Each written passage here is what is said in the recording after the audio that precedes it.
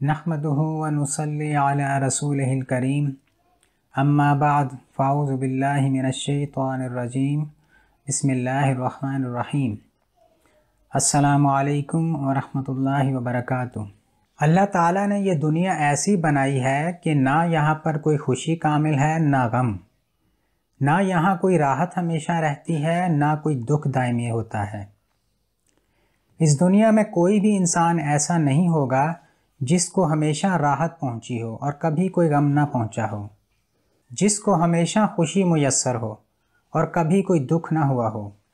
چاہے کوئی بڑے سے بڑا عہدے دار ہو، امیر ترین آدمی ہو، شہرت کی بلندیوں پر پہنچا ہوا ہو، کوئی حکمران ہو، بادشاہ ہو، یہاں تک کہ انبیاء کرام علیہم السلام اور اولیاء اللہ کو بھی بہت سی تکلیفیں اور مصائب پہنچے، بلکہ ان پر زیادہ تکلیفیں اور مصائب آتے ہیں، کیونکہ یہ دنیا اللہ تعالیٰ نے بنائی ہی ایسی ہے۔ یہ دنیا ایک آزمائش گاہ ہے، ایک عارضی مقام ہے، ایک مسافر خانہ ہے۔ یہاں پر انسان کو دونوں طرح کے حالات پیش آتے ہیں، کبھی اسے خوشی ملتی ہے تو کبھی غم، کبھی راحت پہنچتی ہے تو کبھی دکھ پہنچتا ہے، کبھی اسے آسانی میسر ہوتی ہے تو کبھی اسے مشکلات پیش آتی ہیں۔ اور اس دنیا کی زندگی کے بعد پھر ایک ایسا عالم آنے والا ہے جہاں کی زندگی ہمیشہ کی زندگی ہوگی۔ وہاں پر ایک جگہ تو ایسی ہے جہاں ہمیشہ دکھ ہی دکھ، تکلیفیں ہی تکلیفیں، عذاب ہی عذاب ہوگا۔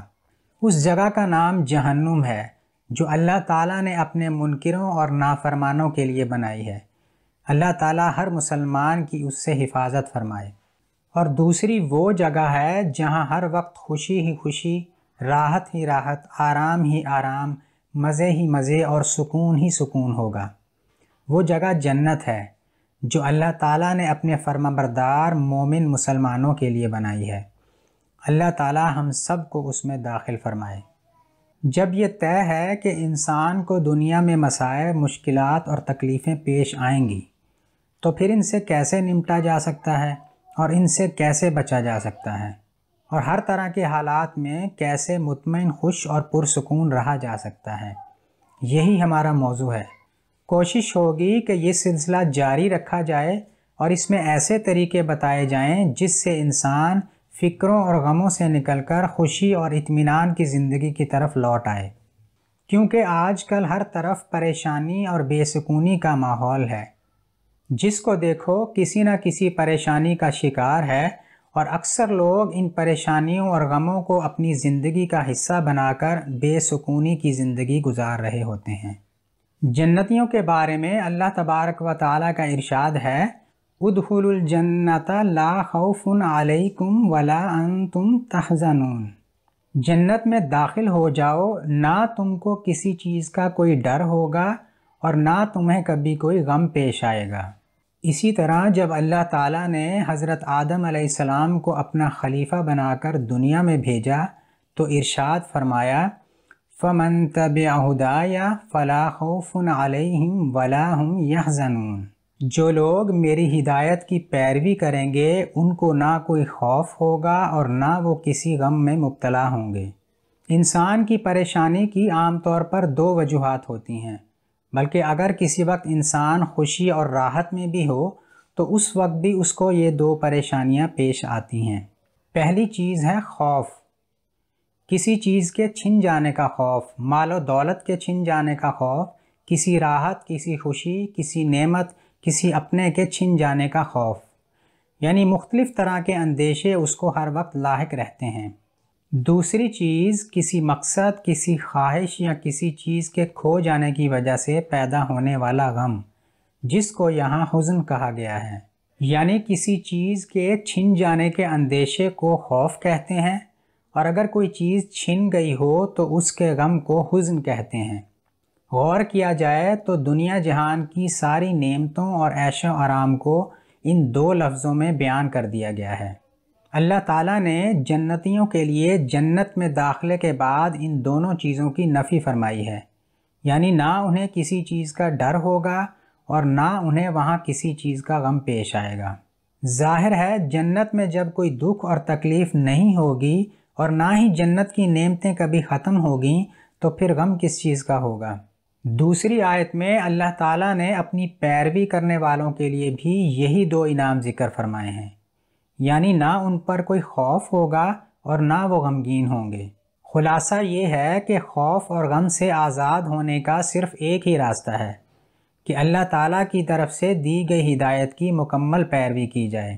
اس کے سوا انسان کا خوف اور غم سے بچنے کا کوئی راستہ نہیں۔ اس کا مطلب یہ نہیں ہے کہ اللہ تعالیٰ کے فرما برداروں اولیاء اللہ کو کوئی تکلیفیں یا پریشانیاں پیش نہیں آتیں، یا ان کی طبیعت اور خواہش کے خلاف کوئی کام نہیں ہوتا، بلکہ وہ اپنی مرضی اور ارادے کو اللہ تعالیٰ کی رضا میں فنا کر دیتے ہیں، اس لیے ان کو کسی چیز کے کھونے کا غم نہیں ہوتا۔ خواجہ عزیز الحسن مجذوب رحمہ اللہ نے کیا خوب فرمایا ہے، جو بچنا ہو غموں سے آپ کا دیوانہ ہو جائے۔ اللہ والے دنیا کے غموں اور فکروں سے آزاد رہتے ہیں، بلکہ اس کی بجائے ان کو آخرت کی فکر ہر وقت لگی رہتی ہے۔ اس لیے غموں سے بچنے اور زندگی کی حقیقی خوشی اور سکون حاصل کرنے کے لیے ہمیں اپنا طرز عمل بدلنا پڑے گا، اور اس میں سب سے پہلا قدم اللہ تعالیٰ سے صلح کرنا ہے، اللہ تعالیٰ کے قریب ہونا ہے، جس میں سب سے پہلا قدم اللہ تعالیٰ سے معافی مانگنا اور سچے دل سے توبہ کرنا ہے۔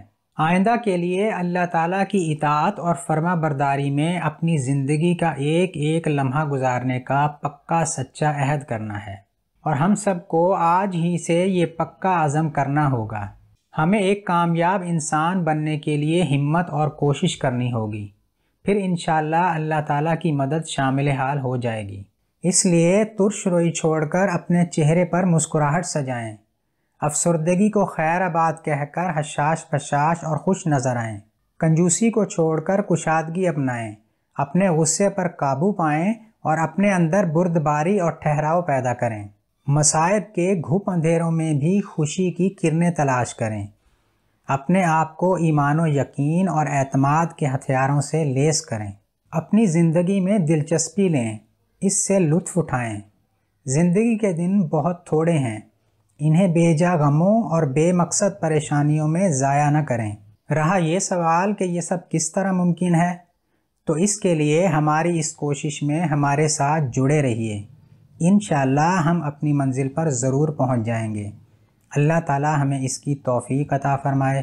السلام علیکم ورحمۃ اللہ وبرکاتہ۔